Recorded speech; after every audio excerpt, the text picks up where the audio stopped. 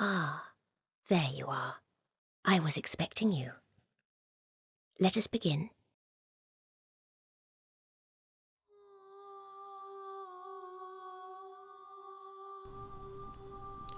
Societies are a fragile construct. For all the dreams and ideals of great men, not all are happy to bask in the warmth of peace.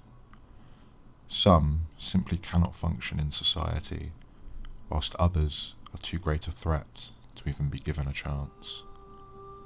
Lordrum was no different, and so the lords of Anor Londo found themselves in need of a place to dispose of such unsavoury sorts. But in the land of lords, a simple prison would not suffice, and so instead they turned to Ariamis and his master paintings. But this painting was not originally designed for this purpose, for Ariamis himself painted it to be a home for all of the souls that found themselves without a place to belong. Not a prison, but a sanctuary, the snow-frosted mountain castle stands in isolation from the world that shunned them. But the lords cared little about the painting's purpose, for they saw in it a solution to a problem. Mounting it in a cathedral within the city, the lords of Anor Londo assigned guardians charged with watching over the painting, a task passed down from parent to child. For so long that the modern guardians are no longer aware of just why it is they stand guard over this landscape. The lords began to fill the painting with undesirables, both beings and objects, and simply forgot about them. Treading the grounds of the dilapidated bastion, the inhabitants spill forth to repel any invaders. Most of the inhabitants appear to be little more than hollow shells now, likely the humans that did not take kindly to being ruled over by their godly masters.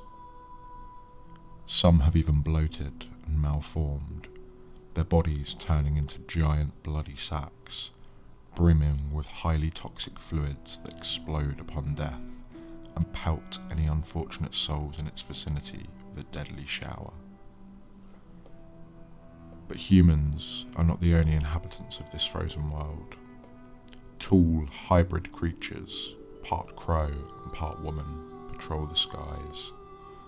Any who come too close may find themselves pounced upon, their sharp beaks capable of ripping through armour and stripping flesh from bone.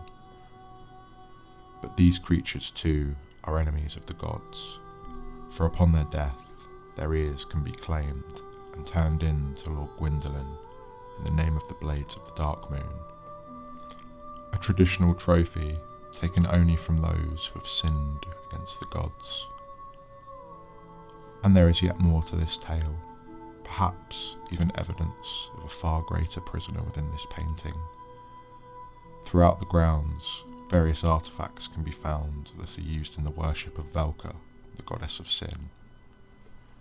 The goddess Velka was said to be the goddess that defined sin and would, through her confessors, record the names of all sinners onto great lists, in turn exposing them to the wrath of the Dark Moon. Heavily linked with crows, the goddess Velka is a very little known figure, but one thing is clear: the old alliance between Velka and the Blades of the Dark Moon is dead, and now a number of artifacts of Velka are sealed away in this prison, along with crow-like entities that are enemies of the gods. Could it be that Velka herself was imprisoned within this very painting? Perhaps she determined that Gwyn's linking of the flame was sinful and was imprisoned for such betrayal. But there are still more dangerous threats in this world, ones with which we can have no doubt of their existence. Xanthus King Jeremiah was a famous pyromancer, notable for being one of the seldom few pyromancers not to hail from the Great Swamp. Known as much for his skills with flame as he was for his flamboyant attire and oversized crown, It is unclear what crime he committed to land him in this place, but he still retains his skill in combat. And so impressive were his talents that even the very teachings of his own pyromancy spells were thrown in alongside him. His giant golden crown seems to harbour something deeper, for upon closer inspection we can see that the fabric is stained by blood in places too tall for a human head. We can also find a rare chestnut upon one of the corpses in the painting that is used solely to remove parasitic eggs from the body, the kind we have seen on the backs of the fair ladies' worshippers. Could it be that Jeremiah too held this affliction, and his crown was designed not out of extravagance, but necessity? Could it even be that he was the being that brought this blight to Lordran? Perhaps this was the crime that earned him his place in the painting. Just beyond the central courtyard, scores of men litter the field, impaled on spikes and left to rot in the winter wind, torn apart by the painting's many, many crows. Throughout the courtyard and beyond, we can find large stone boxes with barred doors. It is likely that the giants that served Anor Londo carried prisoners in these boxes, depositing them in their new home before letting them free. The central courtyard is punctuated by a large statue in the centre, surrounded by a group of strangely deformed hollows. Clumped around the base of the statue, the phalanx hollows almost seem to be standing guard. With large, sturdy shields and long spears, they clump together and form a shield wall, launching their spears at foes that keep their distance, and skewering any foolish enough to come in close. The statue itself is a unique one, depicting a hooded woman comforting a younger girl.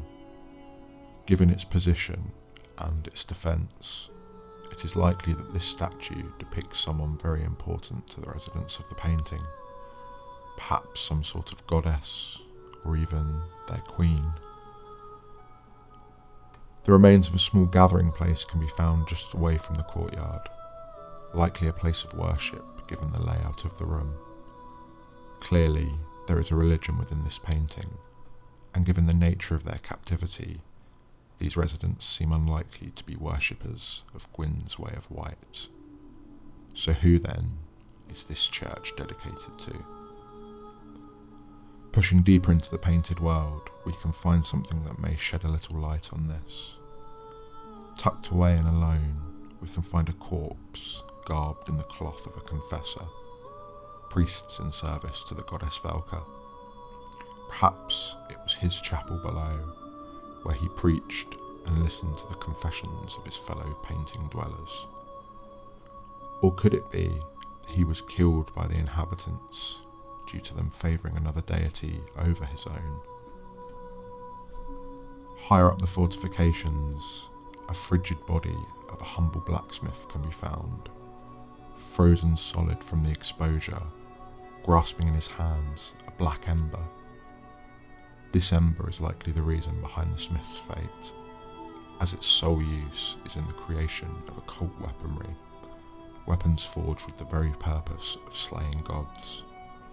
Anor Londo could not very well turn a blind eye to such heresy. In the centre of the painted world stands a tall tower, stretching high up over the frozen landscape and giving a clear view of the area. It became a natural target for the crow demons, and many of them have taken roost at its peak, surveying the nearby land for prey. Past the tower lies a bridge, large and wide. The stone bridge appears to lead to another, smaller tower at the back of the painting, but the pathway is far from clear. Clinging on to the crumbling stonework, a large dragon slumbers. Rotten and decaying, this creature is clearly a victim of the undead curse, for at the first sign of an invader, it will not hesitate to advance, ripping its torso free from its legs to claw itself forward, Beyond the deconstructed dragon, a solemn being dwells in the final tower. Priscilla is a crossbreed, a mix between a dragon and a humanoid, with pure white hair and pure white tail. There are many theories on the parentage of this mysterious exile and the reasoning behind her banishment. Given her features, it is likely that Seath the Scaleless fathered her, as the only other known white dragon in existence. But who then is her mother? Could it be one of the many maidens that Seath abducted? Or perhaps someone more powerful? Guinevere was known as the goddess of fertility. Could it have been a union between god and dragon that birthed this maiden? Or could it have been another god, maybe the goddess whose relics also found their way to this world? It seems to be the case that the young girl from the statue in the courtyard is none other than Priscilla, suggesting that the hooded woman is likely to be her mother.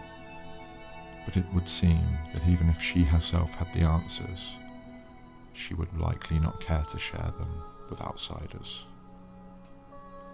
Priscilla is not a violent girl, and clearly cares deeply for the inhabitants of the painting. Thou must returneth whence thou came. This land is peaceful, its inhabitants kind, but thou dost not belong. I beg of thee, plunge down from the plank and hurry home. And so it would seem that she came to rule over this world, left here, forgotten by the gods, leaving behind no trace of her existence, save for a solitary doe, the last companion of a lonely child.